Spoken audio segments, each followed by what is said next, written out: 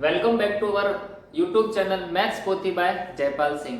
Previous video में हमने class 10 के लिए चैप्टर 5.1 कंप्लीट किया था एपी में। आज अपन पढ़ने वाले हैं चैप्टर 5.2 जिसमें किसी भी एपी का कोई भी पद जो है वह फाइंड आउट करना होगा।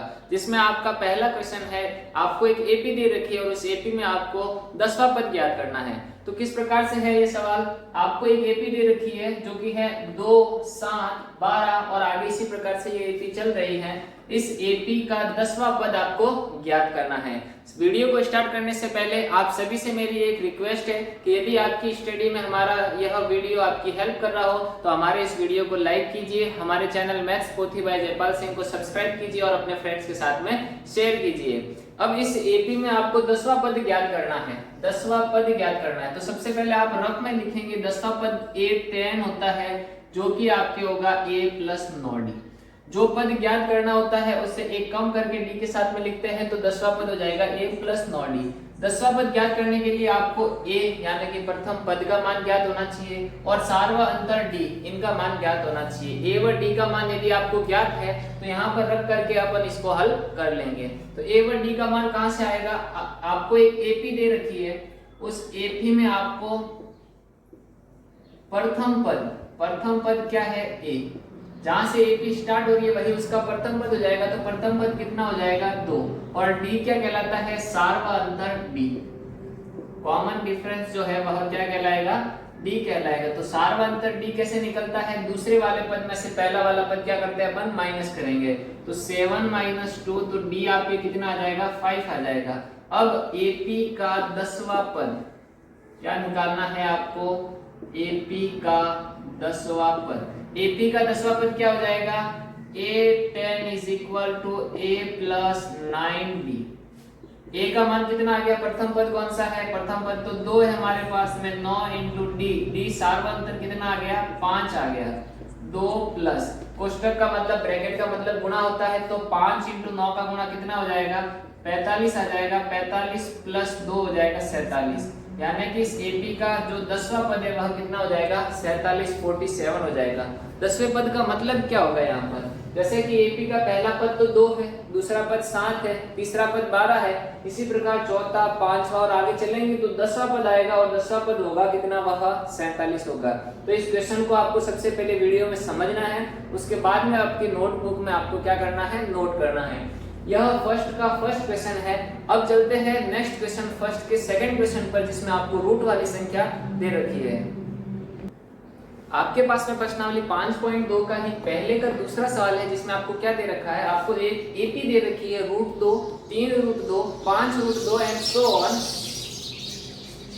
5√2। इसी प्रकार से यह एपी आपकी चल रही है। इस एपी का आपको क्या निकालना है, 18वां पद निकालना है। तो सबसे पहले 18वां पद क्या होगा, 18वां पद आपको रूप में लिखना है a18 बराबर होता है a प्लस 17d। सवाल उसी प्रकार से है जिस प्रकार से हमने पहला सवाल हल किया था।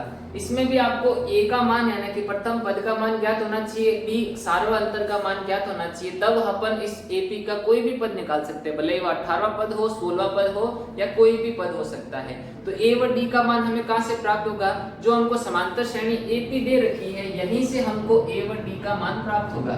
a तो कहलाता है हमारा प्रथम पद, तो प्रथम पद a, प्रथम पद a जहां से एपी स्टार्ट हो रही है वही आपका प्रथम पद हो जाएगा, जो कि कितना है √2।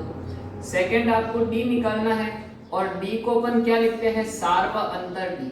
सार्वा अंतर d कैसे निकलता है, सार्वा अंतर d का मान निकलता है आपके दूसरे वाले पद में से पहला वाला पद माइनस करने पर निकलता है। दूसरा पद तो हमारे पास में 3√2 है, पहला पद √2 है। अब यहाँ पर स्टूडेंट्स के जो दिक्कत आती है वह कहां पर आती है, सर हमें रूट की संख्या माइनस करनी नहीं आती, रूट की संख्या माइनस कैसे करते हैं। मैं आपसे एक सिंपल सी बात बोलता हूँ, यदि आपके पास में 3 एप्पल है और उसमें से आपने एक एप्पल खा लिया तो बताइए अब कितने बचेंगे, 2 एप्पल बचेंगे। यदि आपके पास में 3x है, उसमें से 1x आपने माइनस कर लिया तो कितने बचेंगे, 2x बचेंगे। उसी प्रकार से आपके पास में √2, कितने √2 है, सर हमारे पास में 3√2 है, 3√2 में से कितने √2 माइनस करने, 1√2 माइनस करने। आपके पास में 3√2 है, इन 3√2 में से 1√2 आपको क्या करना है, माइनस करना है। तो बताइए क्या बचेगा आपके पास में, 2√2 बचेगा। 3 रूट 2 थे, उसमें से 1 रूट 2 मैंने कि यह वाला माइनस कर लिया, कितने बचेंगे 2 रूट 2 माइनस करेंगे तो ये हो जाएगा आपके पास में 2 रूट 2 बच गए। 3 रूट 2 में से रूट 2 माइनस किया, 2 रूट 2 बच गया। अब बताइए ए व डी का मान आगे क्या निकालना है, एपी का 18वां पद, एपी का 18वां पद, एपी का 18वां पद होगा ए18 बराबर होता है a प्लस 17d। ए का मान हमारे पास में आ गया, कितना आया है, प्रथम पद रूट 2 आया, 17 इंटू डी। डी का मान कितना आया है, 2 रूट 2, डी का मान कितना आया है, 2 रूट 2।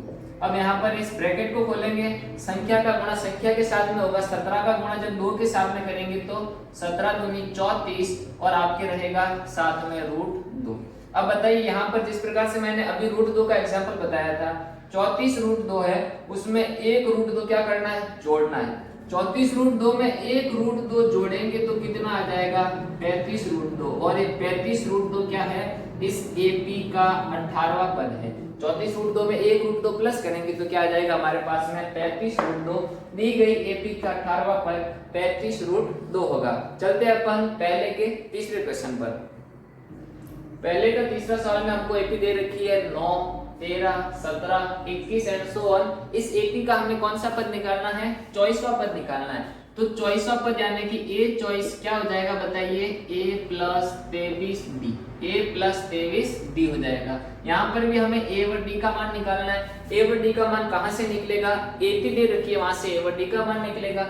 a होता है हमारे पास में प्रथम पद, तो प्रथम पद a क्या हो जाएगा, प्रथम पद जहां से एपी स्टार्ट हो रही है वही हमारा प्रथम पद कहलाएगा। सेकंड में आपको निकालना है सार्वअंतर, सार्वअंतर डी से डिनोट करते हैं उसको। दूसरे वाले पद में से पहला वाला पद माइनस करेंगे, 13 माइनस 9 करेंगे तो कितना आ जाएगा हमारे पास में 4 आ जाएगा। तो ए व डी का मान आ गया, इसी एपी का 24वां पद, एपी का मतलब हो जाएगा समांतर श्रेणी। तो इसी समांतर श्रेणी का 24वां पद ए चॉइस बराबर क्या हो जाएगा, a प्लस 23b। a क्या है, प्रथम पद जो कि कितना आया हमारे पास में 9 आया है, 23 into D, 23 into D, D का मान सार्वअंतर कितना आया है 4। अब इसको केवल आपको सॉल्व करना है, गुणा भाग करने पर उत्तर आ जाएगा।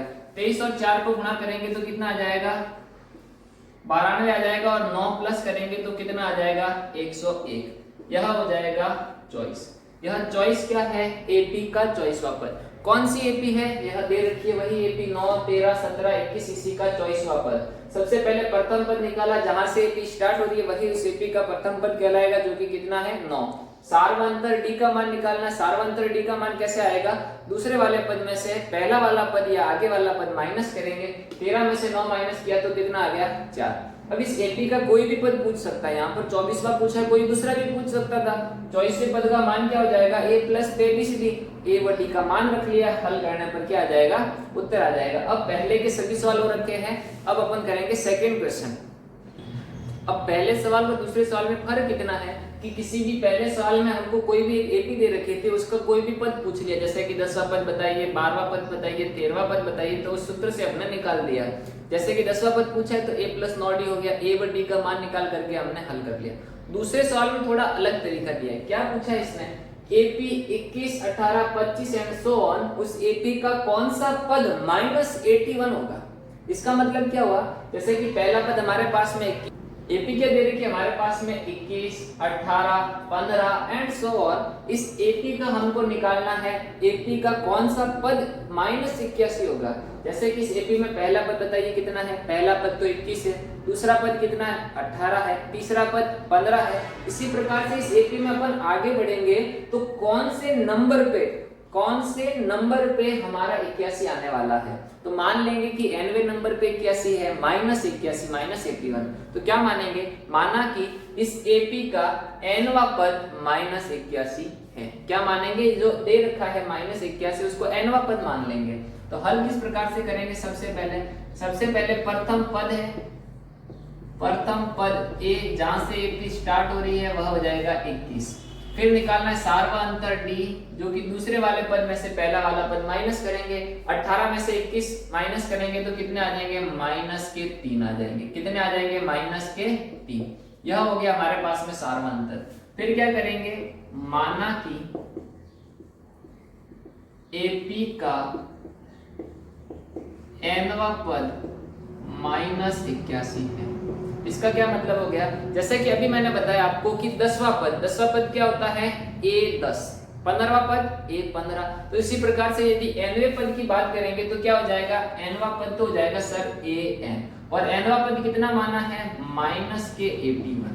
तो हमारे प्रश्न में 3 वैल्यू आ गई। सबसे पहले प्रथम पद a का मान आ गया -21, सार्वंतर d का मान आ गया -3, और जो nवां पद है वह कितना आ गया, -81। तो बताइए हमारे पास में एक सूत्र है AP का nवां पद, क्या सूत्र है, an बराबर a plus n minus 1 into d, जिसको हमने प्रीवियस वीडियो में डिस्कस किया था कि किसी भी AP का nवां पद निकालने का सूत्र an is equal to a plus n minus 1 into d होता है।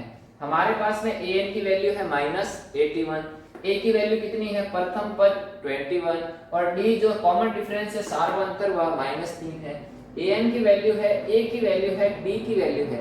तो हमारे पास में वैल्यू कौन सी नहीं है, तो आप कहेंगे सर हमारे पास में तो n की वैल्यू नहीं है। तो इस पूरे को सॉल्व करने पर n की वैल्यू हमारे पास में आ जाएगी, वही अपना फाइनल आंसर होने वाला है।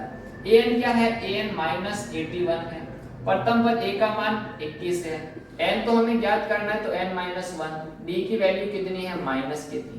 अब इसको हल किस प्रकार से करेंगे, सबसे पहले पक्षांतरण कराएंगे, पहली संख्या का पक्षांतरण इस प्रकार से कराएंगे, +21 का पक्षांतरण कराएंगे तो हो जाएगा -81, -21 उस साइड में -21 हो जाएंगे, और -3 n-1 के साथ में गुणा में है तो पक्षांतरण करने पर भाग में हो जाएंगे।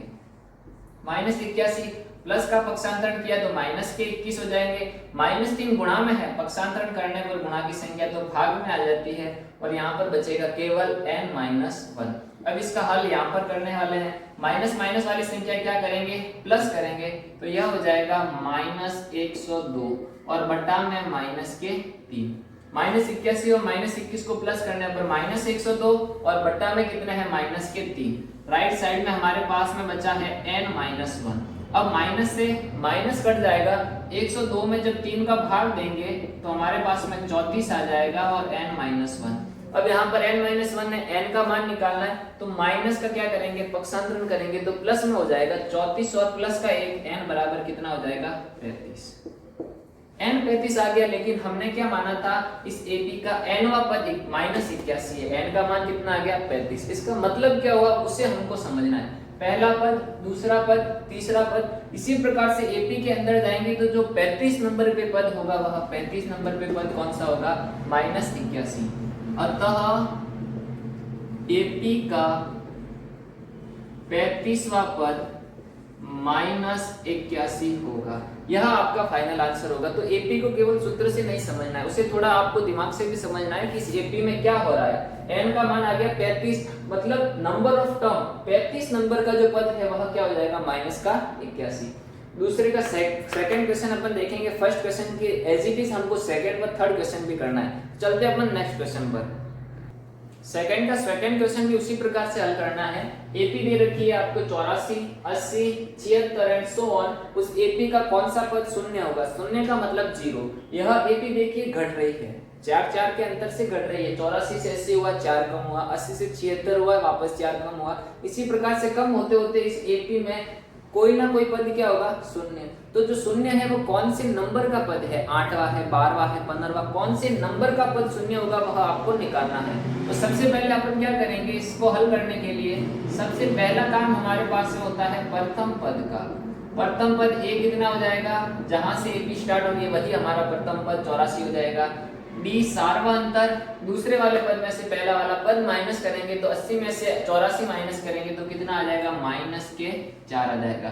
कौन सा पद शून्य है, उसी प्रकार से माना कि AP का nवां पद क्या हो जाएगा, शून्य। ये हमने माना है कि इस AP का nवां पद शून्य होगा, मान लिया।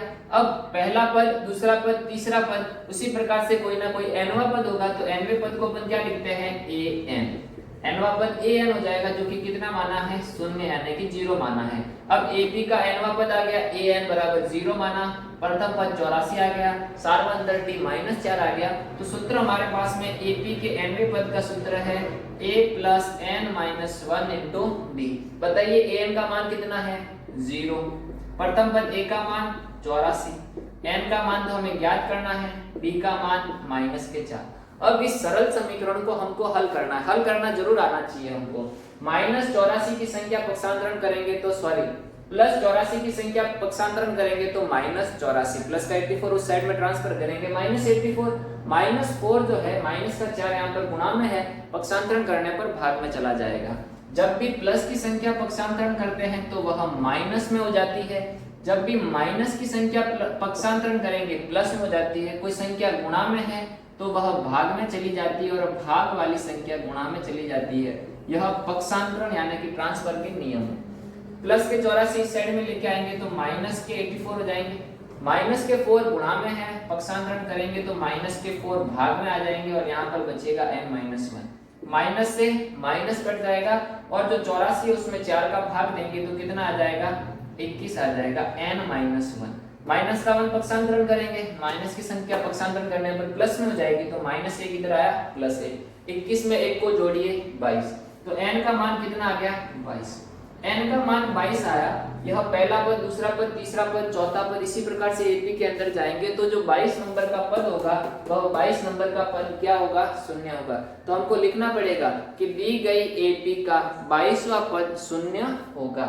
अतः इसके बाद में लिखेंगे इस प्रकार से, तभी पूरा उत्तर होगा। अतः एपी का 22वां पद 0, 0 का मतलब होगा 0। अतः एपी का 22वां पद जो है वह क्या होगा, 0 होगा। यह है सेकंड का सेकंड क्वेश्चन। आपको सेकंड का थर्ड क्वेश्चन होमवर्क में करना है। अपन चलेंगे सीधा नेक्स्ट थर्ड क्वेश्चन पर। सेकंड का थर्ड क्वेश्चन थोड़ा सा अलग है, इसलिए मैंने इसको होमवर्क में ना देकर यहीं पर सॉल्व करवा रहा हूँ। किस प्रकार से है, इसमें आपको एक एपी दे रखी है 5, 11, 17, 23। जिस प्रकार से आगे भी एपी दे रखी थी उसी प्रकार से यहाँ पर भी आपको क्या दे रखी है, एक एपी दे रखी है। अब इसने पूछा क्या कि इस एपी का कोई पद 301 है या नहीं है। उसमें पूछा था कि कौन सा पद 0 है, तो हमने निकाला n बराबर 22 यानी कि 22वां पद 0 है। यहाँ पर पूछ रहा है कि क्या इस एपी में 301 कोई पद है या नहीं है। किस प्रकार से पता लगेगा, जो n है नंबर ऑफ टर्म्स जो है वह हमेशा नेचुरल नंबर प्राकृतिक संख्या होती है। जैसे कि n का मान 1, 2, 5, 7, 8 कोई भी पूर्ण संख्या या प्राकृत संख्या हो सकती है, प्राकृत संख्या हो सकती है। तो n का मान या तो प्राकृतिक होगा, प्राकृतिक का मतलब 0, 1, 2, 0 नहीं, 0 तो प्राकृतिक संख्या में नहीं आता है, 1 से लगा करके कोई भी पद हो सकता है। यदि मैं कहूँ कि किसी एपी का 3/2वां पद या 3.5वां पद, 3.25 नंबर पद, 3.1 पद, तो यह कोई पद नहीं होता है। ना तो दशमलव में आ सकता है, ना ही किसी कोई माइनस की संख्या में आ सकता है। 1 से लगा करके अनंत तक सारी प्लस वाली संख्याओं में, प्राकृत संख्याओं में n का मान होता है। तो यदि n का मान कोई भी प्राकृत संख्या आ रही है, जैसे कि मान लो कि n का नंबर 12 आ गया तो 12वां पद 301 हो जाएगा। लेकिन मैं कहूँ कि 12.5 नंबर, तो 12.5 नंबर कोई पद नहीं हो सकता क्योंकि n कोई नेचुरल नंबर नहीं है ना। जबकि n का मान हमेशा प्राकृत संख्या या प्राकृतिक संख्या ही होना जरूरी है। तो यदि इस n का मान प्राकृतिक संख्या आ गया तो यह इस 301 इस एपी में हो जाएगा, और यदि नहीं आया तो 301 इस एपी में नहीं होगा। इस सवाल को समझने के लिए इस वीडियो को देखिएगा, समझाने के बाद में यदि समझ में नहीं आता है तो वीडियो को 2 बार में देखिएगा। तो चलिए इसको हल करते हैं। तो सबसे पहले प्रथम पद a का मान कितना आ जाएगा, 5 आ जाएगा। b सार्वंतर, दूसरे वाले पद में से पहला वाला पद माइनस करेंगे तो 6 का अंतर चल रहा है। और 301 को क्या मानेंगे, n वां पद, यानी कि an बराबर कितना मान लिया, 301। अब हमारे पास में सूत्र है, सूत्र क्या है, ap का n वां पद an बराबर a plus n-1 into b हो जाएगा। an का मान हमारे पास में 301 आ रखा है। प्रथम पद a का मान 5 है, सार्वंतर d का मान 6 है। पक्षांतरण करेंगे तो प्लस के 5 इस साइड में आएंगे, पक्षांतरण करने पर माइनस के 5 हो जाएंगे। 6 यहाँ पर गुणा में है, आ जाएंगे भाग में, और इधर बचेगा हमारे पास में n-1। 301 में से जब 5 माइनस करेंगे तो आ जाएगा 296, बटा में बचेगा 6 बराबर में n-1। अब 296 में भाग किसका देना है, 6 का भाग देना है। 6 का भाग देंगे तो 4 छंग 24 होते हैं। 29 में से 24 जाएंगे तो 5 बचेंगे, पीछे रहा 6 यानी 56, और 6 के बारे में 56 आते हैं आते हैं क्या? नहीं। 9 बार जाएगा 54 आ जाएंगे, 54 आ जाएंगे, लेकिन पूरा भाग नहीं जा रहा है, मतलब पॉइंटों में आ रहा है। मैंने यही आपको बात बताई थी कि जब भाग देने पर कोई भी पूर्ण संख्या नहीं आ रही है, प्राकृत संख्या नहीं आ रही है, तो यह n का मान भी इस साइड में पक्षांतरण करेंगे तो वो पॉइंटों में रहेगा। 296 को 6 से भाग करने पर पूरा पूरा भाग नहीं जा रहा है, दशमलव में आ रहा है, जबकि दशमलव में कोई पद नहीं हो सकता। तो यहाँ पर क्या कहेंगे अपन, n का मान जो है वह एक प्राकृतिक संख्या नहीं है। तो यहाँ पर इस प्रकार से लिखेंगे n इज नॉट इक्वल प्राकृत संख्या। n का मान कोई पूर्ण संख्या नहीं आ रही, जिस प्रकार से अभी 22, 35, 46 आ रहा था, इस प्रकार से n का मान प्राकृतिक संख्या नहीं आ रहा है। तो अपन कहेंगे जो 301 है, 301 एपी का कोई भी पद नहीं होगा। यही आपका उत्तर है। कोई भी पद जो 301 है इस एपी में कोई कहीं पर भी एडजस्ट नहीं करता है। जैसे कि यह पद चल रहे हैं, आगे बढ़ने पर इसमें 301 नहीं आएगा, तो यह अपना फाइनल आंसर होगा। इसी प्रकार से जो सेकंड का थर्ड क्वेश्चन है, सेकंड का फोर्थ क्वेश्चन भी सेम टू सेम है, तो वह आपको होमवर्क में करना है। अपन नेक्स्ट क्वेश्चन थर्ड पे चलते हैं। थर्ड क्वेश्चन है, वहां से आपका थोड़ा एपी का स्टैंडर्ड बढ़ जा रहा है, थोड़ा सा सवालों का जो लेवल है वह थोड़ा सा बढ़ जाएगा। अच्छे सवाल यहाँ से स्टार्ट होंगे। क्या कहा है यहाँ पर तीसरे सवाल में, किसी भी एपी का छठा पद, जो 6 नंबर का पद है वह 19 है, 17 नंबर का पद यानी 17वां पद जो है वह आपके 41 है। तो बताइए कि 40वां पद क्या हो जाएगा। तो इसके लिए हमको एपी पता होनी चाहिए कि एपी क्या है। जैसे कि एपी का 40वां पद ए 40 है, ए 40 बराबर क्या हो जाएगा, a प्लस 39 b। यहाँ पर देखिए 40वां पद क्या होना चाहिए, a प्लस 39 b। यदि a का मान और d का मान हमारे पास में हो तो अपन निकाल सकते हैं। तो a और d का मान जो दे रखा है वहीं से निकलेगा। बताइए छठा पद, एपी के छठे पद को किससे लिखते हैं, a6 से, और एपी का छठा पद होता क्या है, a plus 5b। a plus 5b he AP का छठा पद होता है। कितना दे रखा है, 19 दे रखा है।